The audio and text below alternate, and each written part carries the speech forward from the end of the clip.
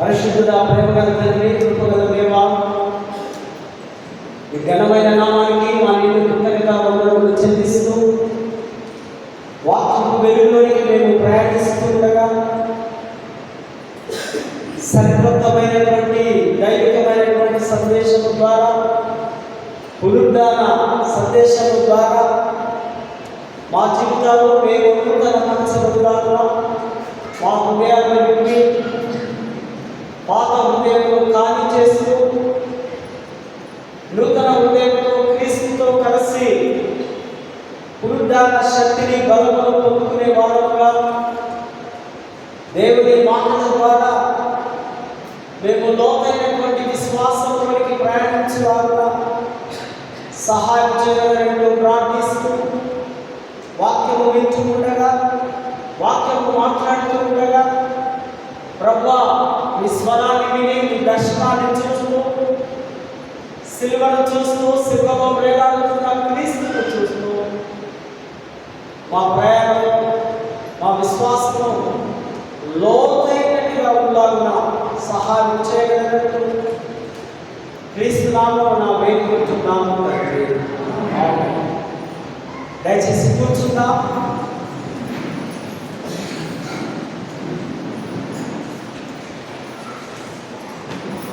దేవుని పరిశుద్ధ నామానికి మహిమ కలుగుగాక. ఈ మహా గొప్ప ఘనత, ఈ గొప్ప భాగ్యం నాకు అనుగ్రహించినటువంటి అధ్యక్షుడు మండలకు పీఠాధిపతి గారైన మోస్ట్ రెవరెండ్ డాక్టర్ ప్రొఫెసర్ తండ్రి గారికి, అధ్యక్ష మండలకు వైస్ చైర్మన్ గారైనటువంటి reverend doctor T Bhaskar Rai గారికి, అధ్యక్ష మండలకు మరి చైర్మన్స్, ఆఫీసర్స్, క్లర్జీ, నాయకులు,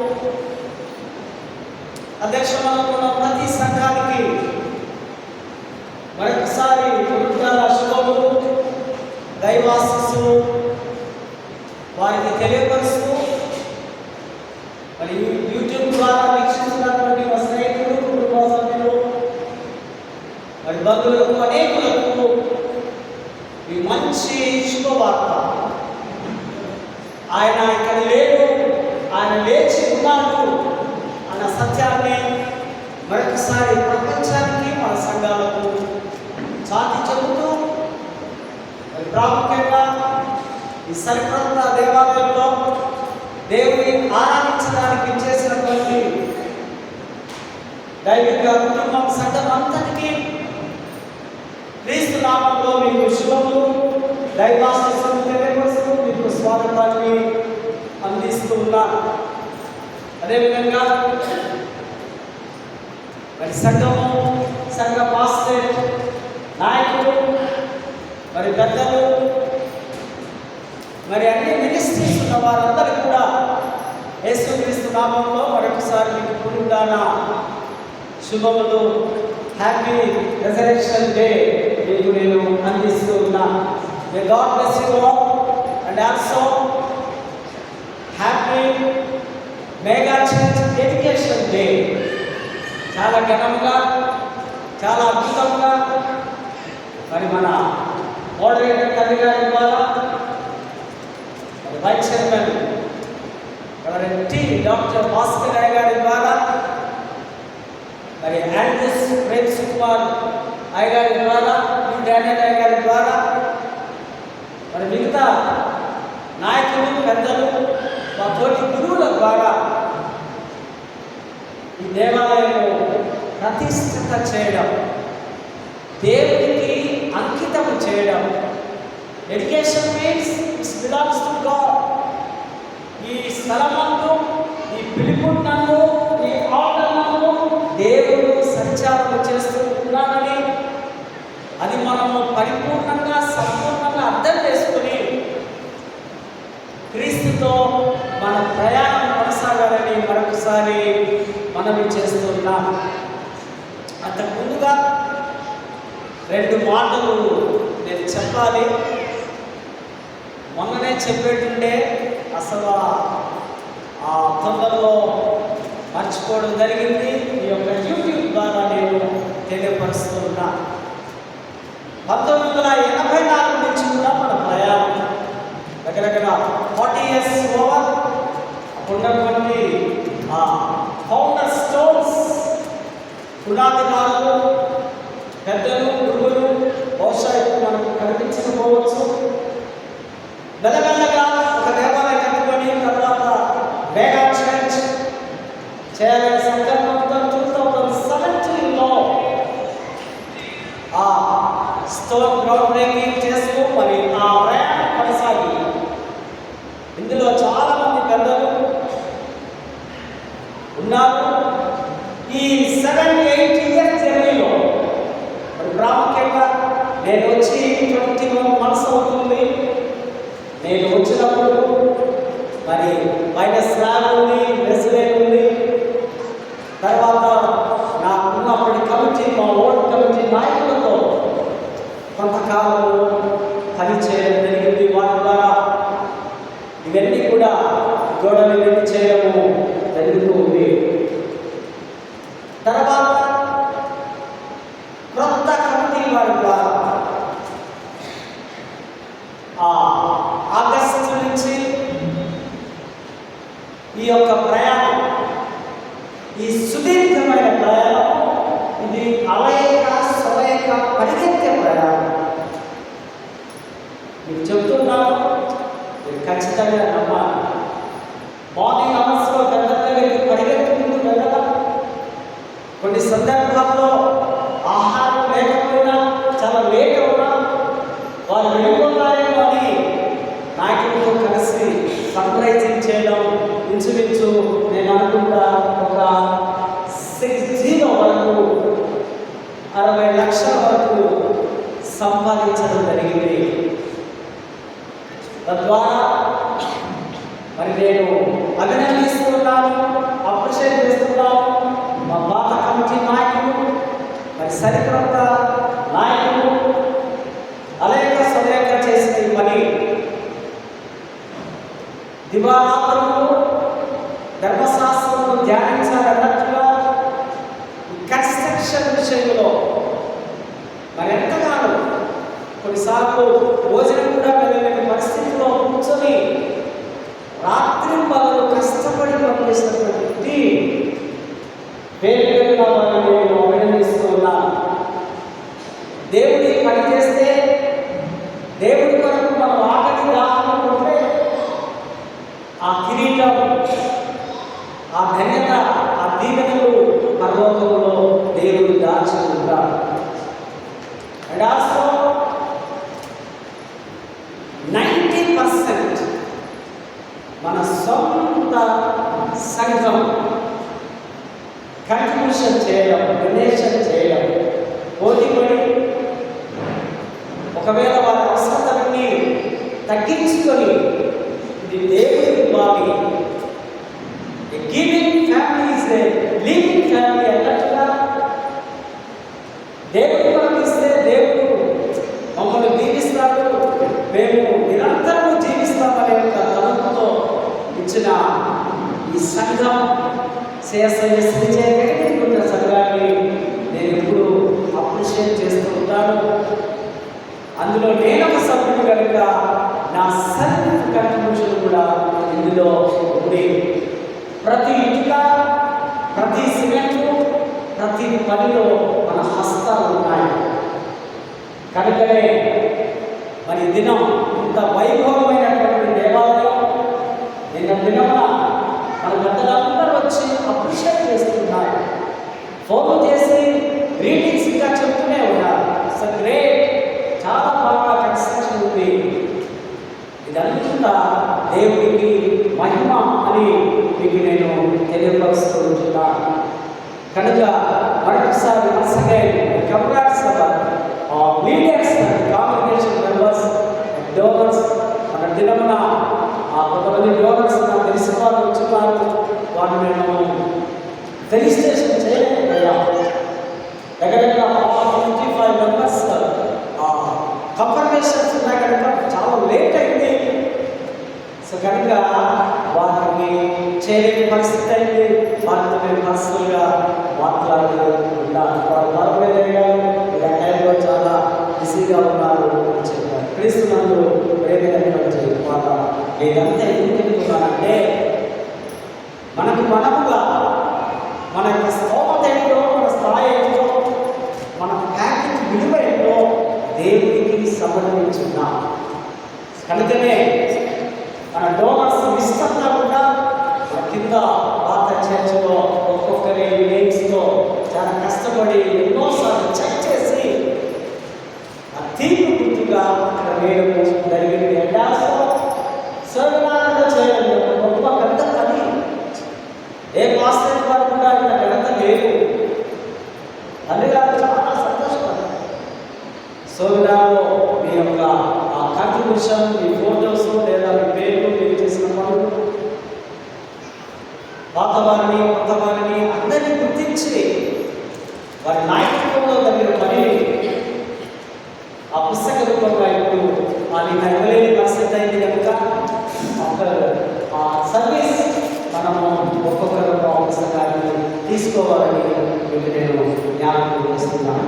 వసగే థ్యాంక్ యూ వెరీ మచ్. అందరికీ దేవుని యొక్క నామాన్ని శుభములు తెలియజేస్తున్నాను. లేఖన భాగంలో వెళితే అద్భుతమైనటువంటి అంశం మైలో సింపుల్. నా ప్రభువా, నా దేవా, క్రియోస్ అడిషన్ద ఎలోహి యాహ్వే. చాలా మాటలు పరిశుద్ధుడైన తోమా అంటున్నాడు. మరి పౌరులను వెళ్ళి చూసిన వారికి బాగా తెలుస్తుంది. ఆయన ఎక్కడెక్కడ ఏ ప్లేస్లో యేసుప్రభు మేడగది బహుశా టెంపుల్ ఉందనుకుంటారు. మేడగదికి చాలా హిస్టరీ ఉంది. యెరూషలేము మేడగది, యెరూషలేము ప్రపంచంలో అభినవ సందర్భమైంది. మేడగదిలో నుంచే యేసు ప్రభు ఆ శిష్యుల ఆ పాదాలు కడగడం, ఆ పస్కా లాసప్ప చివరి భోజనం వారు చేయడం, మేడగదిలో నుంచే 120 మంది వారు ప్రార్థన చేయడం, మేడగదిలోనే వారు పరిశుద్ధాత్మ దేవుని కొనుక్కోవడం, వారికి బలమైనటువంటి శక్తి వచ్చిన తర్వాతనే సువార్తను ప్రకటిస్తూ అద్భుతాలు చేయడం. రెజరెక్షన్ అంటే సింపుల్ అర్థం చేసుకోవాలి.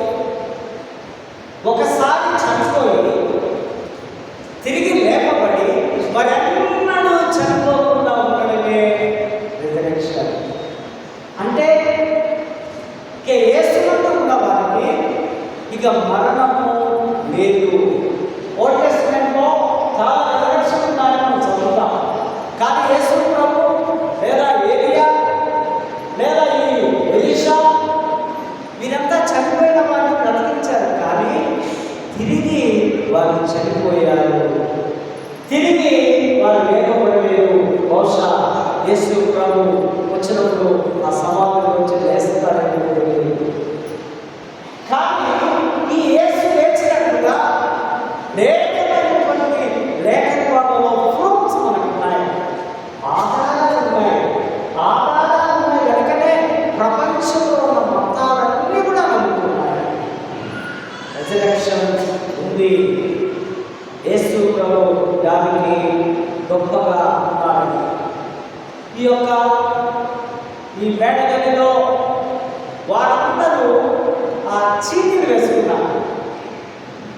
చీటీలు వేసినప్పుడు భారతదేశానికి రావాలని పంపాలని తోమాకు ఆ నేమ్ వచ్చింది. తెలుసా, మన దేశంలో పుట్టడం మనకెంతో గర్వం. కారణం ఏంటి అనుకున్నారు? మన దేశం ఎక్కడ రాగలిగింది? ఎస్తేరు గ్రంథంలో హిందూ దేశము అని రాయబడింది. అంటే యేసు ప్రభు కంటే ముందే కొన్ని సామ్రాజ్యాలు కలిసి, బహుశా హిస్టరీ పీజీ లెవెల్లో చదివిన స్టూడెంట్కి తెలుస్తుంది, కొన్ని సామ్రాజ్యాలు కలిసి ఒక దేశం. ఆ దినాల్లో మనకు పాకిస్తాన్, శ్రీలంక, బర్మా, ఆఫ్ఘనిస్తాన్, ఇంకా రకరకాలైనటువంటి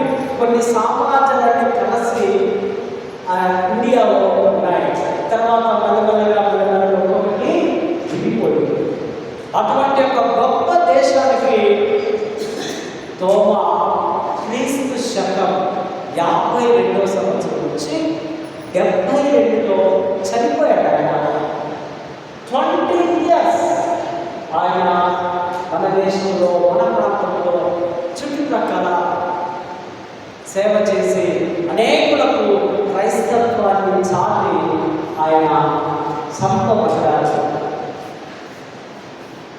కేరళ ప్రాంతంలో అలెగ్జాండర్ సారు వారు ఎప్పుడు తిరుగుతుంటారు ఇండియాలో, అన్ని దేశాలన్నీ.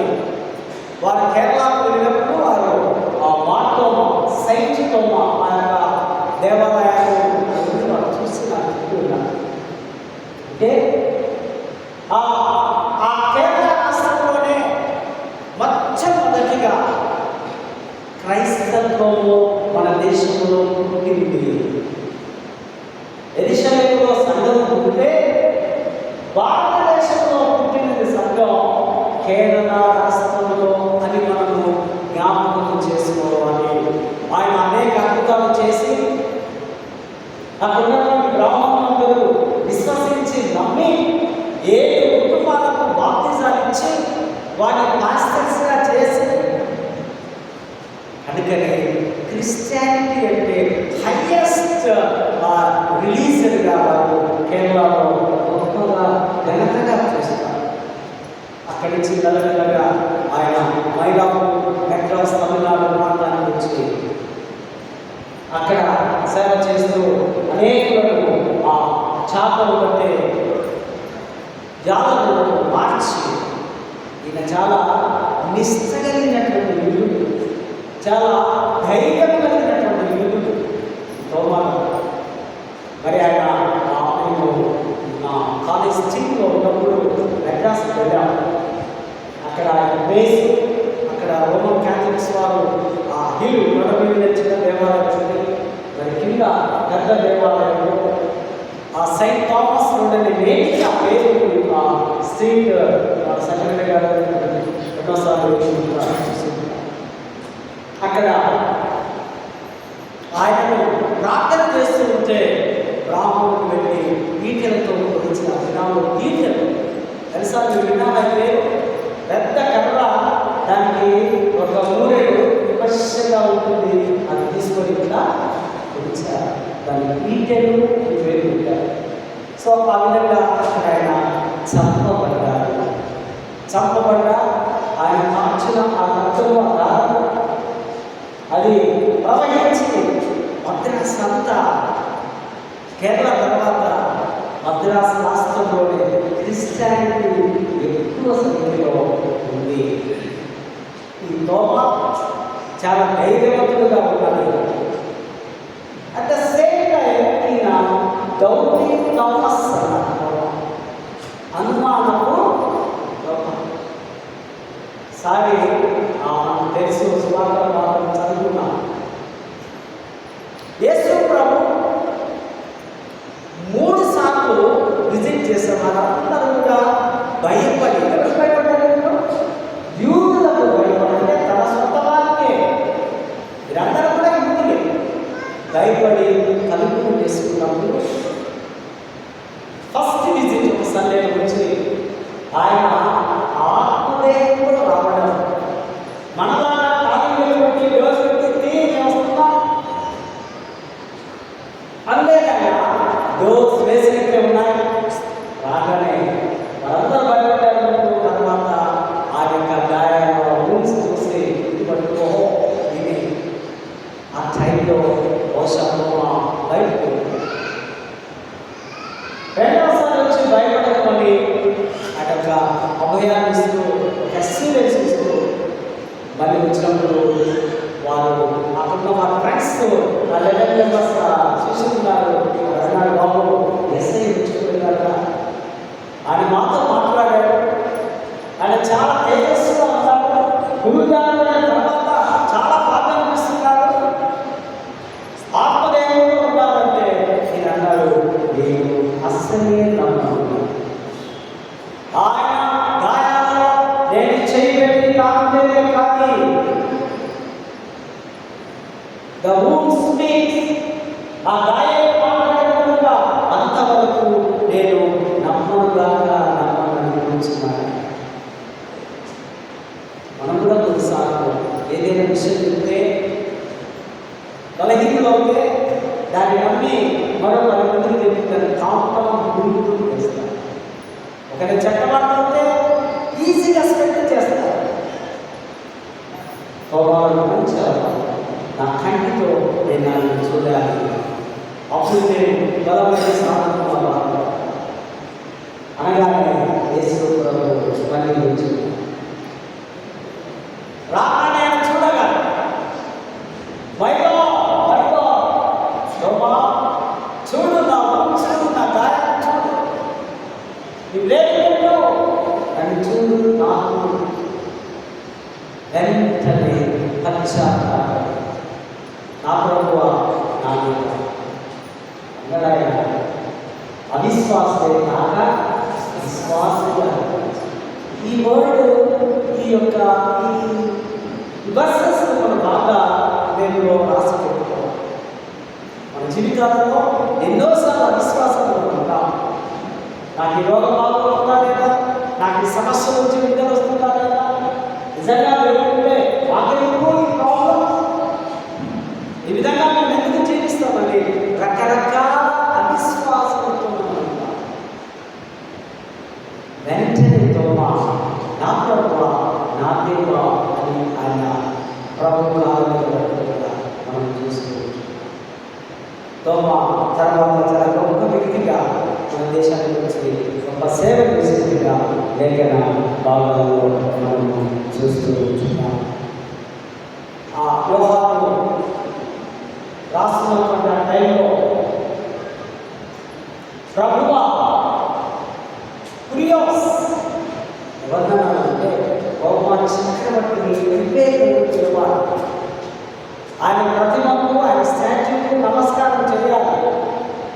మనకు తెలుసు కదా, ఎందుకంటే ఈ డానియల్ కలిసి వాళ్ళందరూ వెళ్ళి ఆయనకు నమస్కరించున్నారా?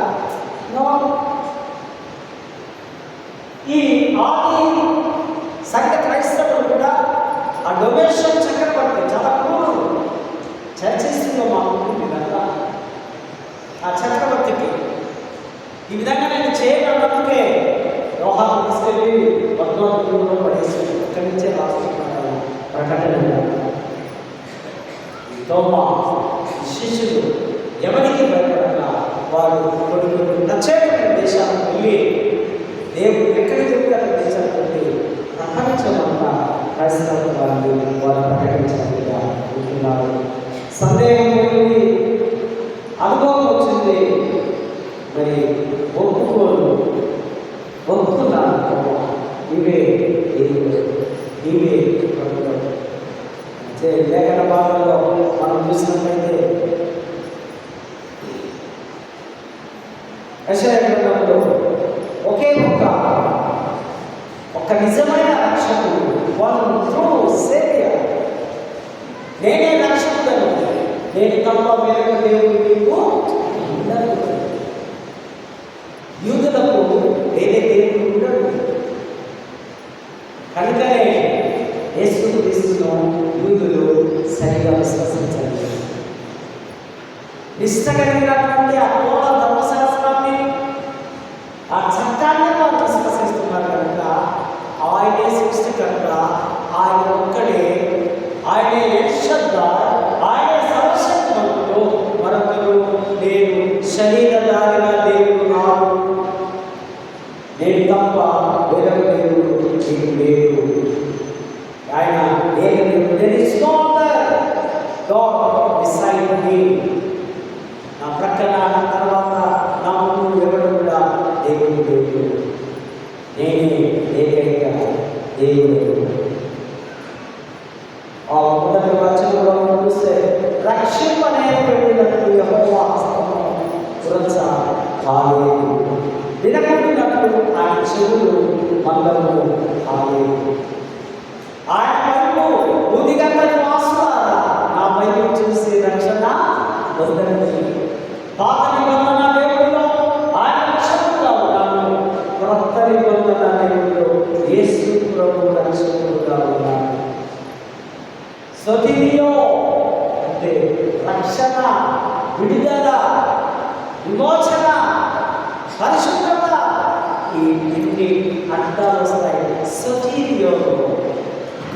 సజీవుడు అయినటువంటి జీసస్ ఆయన అనేక రక్షించడానికి ఈ లోకంలో వచ్చినట్టుగా దేవుని వాక్యాన్ని మనము చూస్తూ ఉంటున్నాం. మొదటిగా చూస్తే నీటి ద్వారా రక్షణ సేవింగ్ త్రూ వాటర్స్.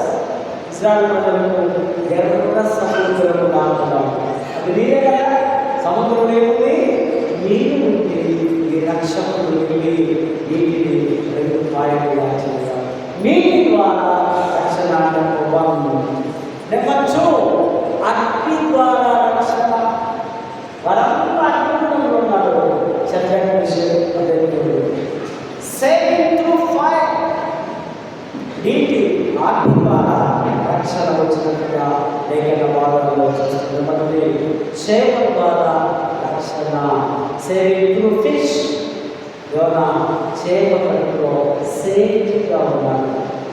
ఎప్పుడు దేవుడు చెప్తే అప్పుడు ఆ తిరిగి ఎలా ఉంటుంది, ఆ పెద్ద చేప పట్టగా చేప పడిలో కూడా దేవుడు మనల్ని రక్షించగలరు. మరొక తెగులు ద్వారా సేవింగ్ ప్లేగ్, పస్కా విమోచన కొరకు దేవుడు మరి తెగులు పంపిస్తే అందులో ఒకటి మరణ దూత ప్రతి డోరును చూస్తుంది. ఎక్కడ రక్తం లేదు, ఎక్కడ రక్షణ లేదో అక్కడ ఇంటికి వెళ్ళి వారిని చంపడానికి సిద్ధంగా ఉన్నట్టుగా వారిని చూసుకుంటున్నాం. రక్షించుటకు ఇజ్రాయెల్ ప్రజల చరిత్రలో ఈ రక్షణ ఎంతో కీలకమైనదిగా మనం దేవుడి వాక్యంలో చూస్తుంటున్నాం. ఇప్పుడు భాషలు అషా అంటే రక్షకుడు, విమోచకుడు, ఆయనే యెహోవా దేవుడు. ఇవి ప్రవచనాలు కావు, భవిష్యత్తు వాక్కు. పాత నిబంధన పాటలు అవన్నీ న్యూ టెస్టమెంట్లో అవి నెరవేర్చబడుతూ ఉన్నాయి.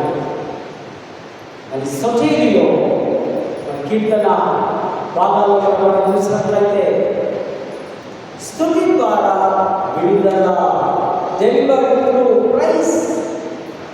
స్తుతించడం, విడుదల వచ్చింది. ఒకసారి జైలు ఉన్నారు కదా, పౌలు సీలను జైలు మరి ఏం చేస్తున్నారు, పాటలు పాడుతూ దేవుడు స్తుతిస్తే ఏమైపోయిందా, ఆ యొక్క జైలు నుంచి ఆశ్చర్యకరమైన ప్రైసింగ్, డోర్ని పాటలు పాడడం, దేవునామాన్ని గణపరచడం, ఆల్వేస్ ప్రైసింగ్.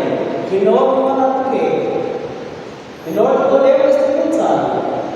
ఈ నోటితో దూషించడానికి వీలు లేదు, ఈ నోటితో అబ్యూస్ చేయడానికి వీలు లేదు, ఈ నోటితో మరి చెడ్డ కార్యం చేయడానికి వీలు లేదు. దేవుడి స్తుతి మాత్రమే చేయాలి. దేవుడు విడుదల, వేదనతో న్యాయం కోసం, ఆయన విడుదల కోసం ఈ యొక్క కీర్తన ఆయన రాస్తూ ఉంటున్నాడు. మహా సమాజంలో నేను స్తుతిస్తున్నాను. దేవుడి శక్తి, రక్షణ కొరకు ఈ యొక్క రక్షకుడుగా దావీదు మనకు చూస్తూ ఉంటున్నాం. 23-24 దేవుడు నీతిమంతుడైన న్యాయమూర్తి, దేవుడే న్యాయమూర్తుడు. మనుషులు చేసే పనులు కావు, దేవుడు కాదు, దేవుడే చేయగలరు. 27-28 నిరసన ప్రకటన, చెడుకు వ్యతిరేకముగా నిరసన, వినయము ద్వారా హెచ్చింపబడుగా. వినయంగా విధేయతగా ఉంటే దేవుడు హెచ్చించడానికి సిద్ధంగా ఉన్నాడని దేవుడు వాక్యాన్ని మనం చూస్తున్నాం. పత్రికల కాలంలో గమనిస్తాం. ఫిలిప్పీయులకు రాసిన పత్రిక 2వ అధ్యాయం 5 చూస్తాం.